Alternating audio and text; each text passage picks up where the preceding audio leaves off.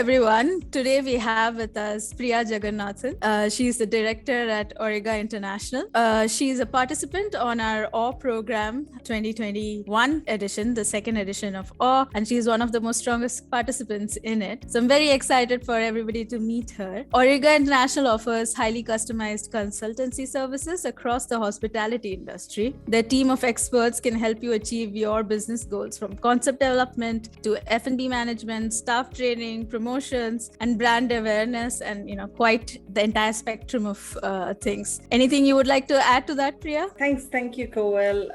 It's a fantastic opportunity, and thanks to the government, I feel blessed to be part of the program. It's a turnkey provider. We are a one-stop solution at Orega, from pre-opening, feasibility stage, all the way till, like, for example, if you have a concept in mind, it could be a restaurant, it could be a beauty salon, or any business idea. So we know the industry very well. We know, it's always not what you know, it's who you know. So we know all the authority regulations in the UAE. We know how to get this done. So we can get all of this done and also do the post-opening management services. So in a nutshell, if you want a concept, just brief us your inspirations, your vision, your budget, and we'll hand over the keys to you. Fantastic. I'm sure that's music to a lot of ears. Everybody who's thinking of starting something or facing some challenges, they're already taking notes.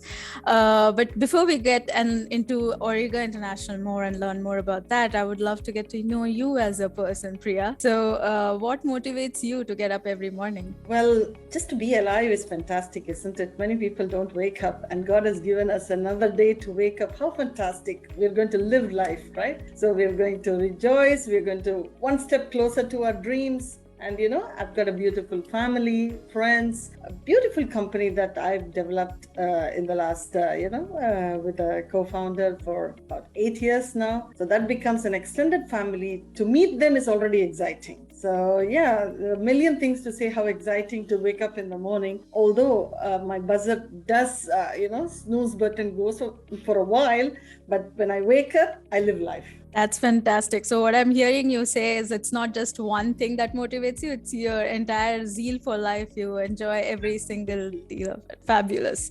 So we love that kind of energy around here. So as we go through life, you mentioned your family and all of them, but is there anyone particular who has inspired you on your journey to build this beautiful company that you spoke about? So I have many friends that I look upon because I worked in the hospitality industry over 22 years pretty much. So I started my career when I was 17 years old, went for a training, and then since then there has been many people who's been inspiring me and still continue to inspire me. So one of the ladies who I look up is Miss Jennifer Bua. She used to be my general manager at Le Meridien back home, and the energy she created, it always lingers in my mind. It would be unfair for me to not mention other names because there are a list of names, and and the other thing is my family. So there's so much of support coming from my husband, my daughters, and yeah, I feel blessed. That's great to hear that so many people have inspired you over your long career in the industry. But if I can dig deeper into that, what about Jennifer actually really inspired you? You said her energy, but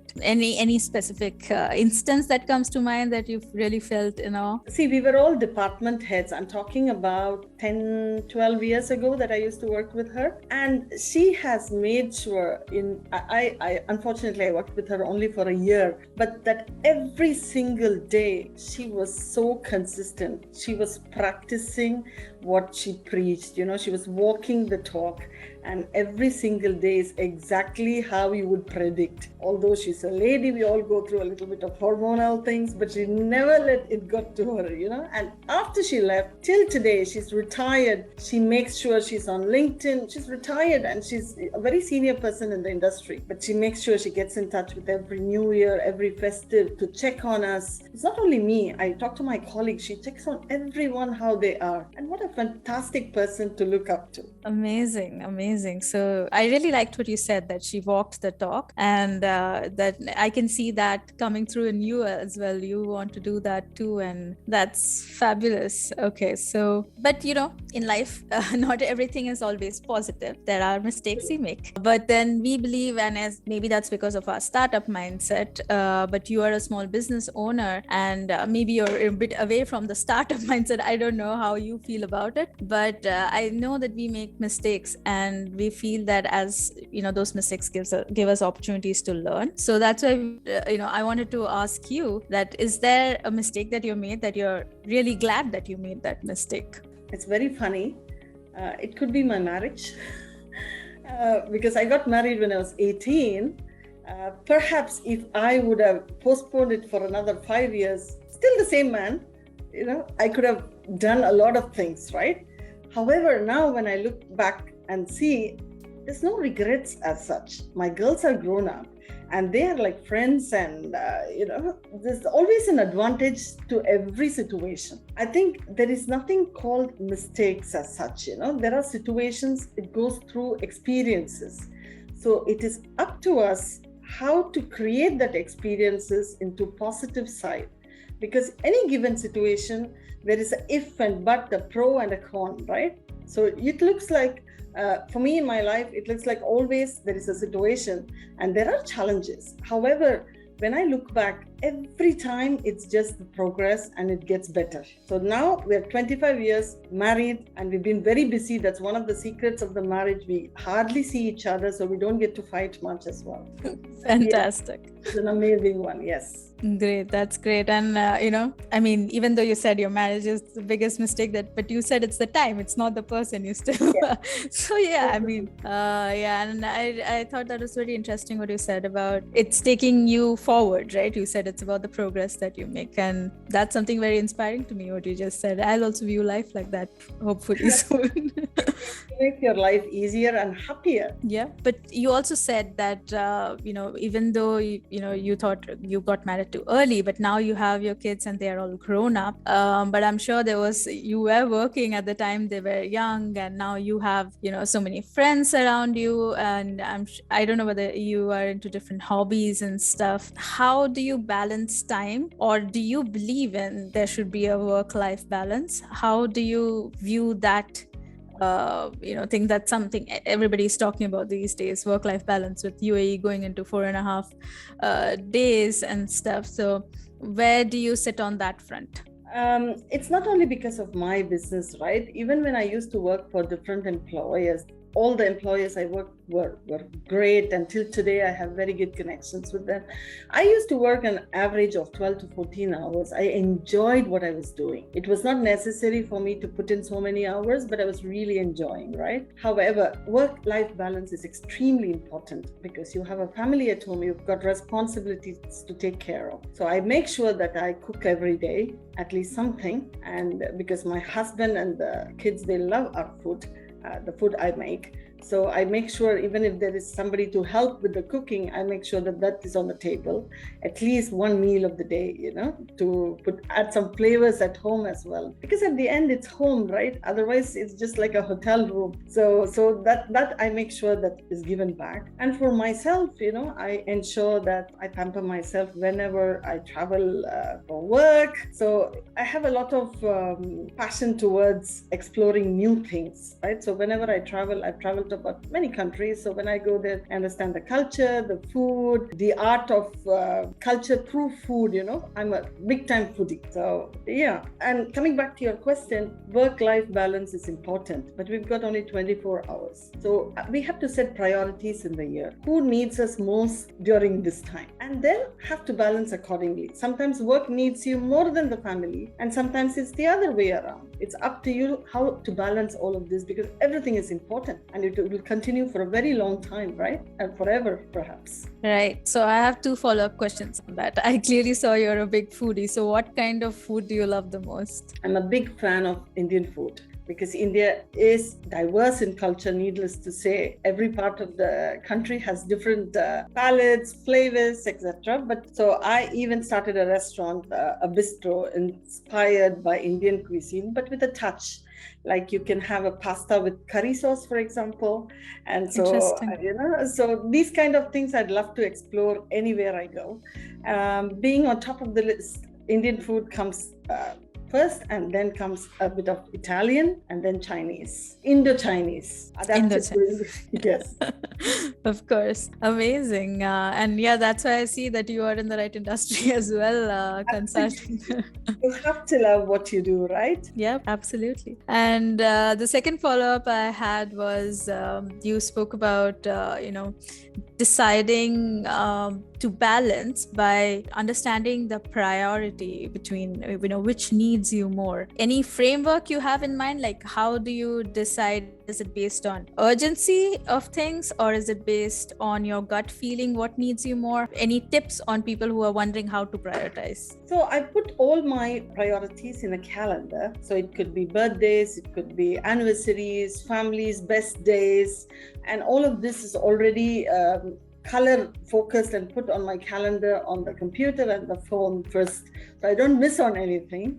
And then comes the work as well, key players, birthdays, making sure that they are taken care of, and of course what needs for the business to sustain when it comes to key points that you need to follow on a daily basis, weekly basis, monthly basis. So that framework is already done ahead, say at least quarterly, half yearly, so you're well prepared and not on that day, searching what to do. So that I've always been a big fan of following this calendar. And needless to say, however planned you are, and especially with this pandemic, there's always something that you have to rework on, revisit on. So we have to just adjust with what is out there that's beyond your capacity. You can't do much about it. So we'll have to juggle a little bit, be a little bit flexible, and look at it as everybody needs to do it. So why not me? Because this is a common issue that we are facing, right? So instead of fretting and frowning, take it as a challenge that at least we're able to overcome this, because we're almost getting there. You can see the light at the end of the tunnel, right? So yeah. Great. So that leads me to the next question, that what impacts did you in your business at Orega feel with the economic shifts that came with the pandemic? That's a very interesting question. And at 2020 March, our revenue got down to 10%. And we have overheads. We've got people who are dependent on Orega. We had at that point 30 people employed with us. And now, thanks to God, we have 45. So 30 people, families were dependent on Orega. And we had 600 indirect employees that we were managing, because we manage restaurants, beauty salons, etc. So we were brainstorming, and I came upon this charity event and proposed it to one of our, very dear clients. Her name is Salama Al-Shamsi, and she's an amazing woman. And I worked with her. I got this opportunity because she was also connected to the media. She could get this into place. So all these restaurants we came across, we joined hands together, and we did a very good charity program. So we were able to feed about 22,000 labor who were out of jobs and were really wanting some help. So we made sure we fed these meals from the restaurants. Thanks to people, there were so many people who sponsored these meals from the public, our friends, our families, from the client side, all the families, they all supported. Some of the restaurants were Elysium, Food Shed, name it, Kura, all of them we supported. And then there were like almost 10 restaurants we partnered up with, number 57 as well. And then we fed the public, and it was such a noble initiative. We also joined hands with MAN, we were also feeding the frontliners who were really taking it as a challenge, like the doctors, the nurses. So we were also trying to feed them, not out of necessity, but as a gesture to say thank you, some special food and packages, etc. So that's That's amazing, because you started with saying that your business hit like revenue downturn, but you figured out a way to turn that around by not only helping your employees and the extended businesses you manage, but even way beyond that, and created a charity event.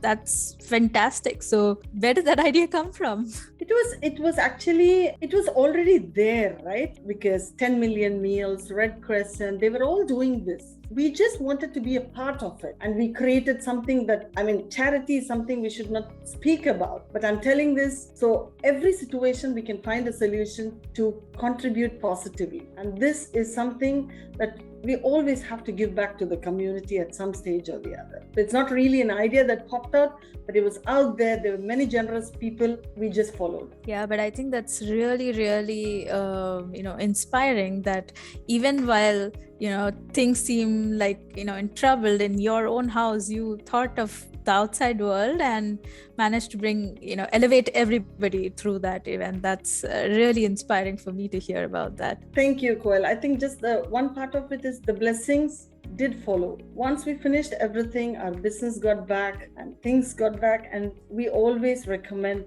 any businesses, and that is also our clients, one part of the income has to go back to the community for some social responsibilities that we can take care of. It's not necessary to advertise, but at least for our own satisfaction, it's very important. Amazing. Yeah, good karma, right? Comes back to you. Absolutely. What goes around definitely comes.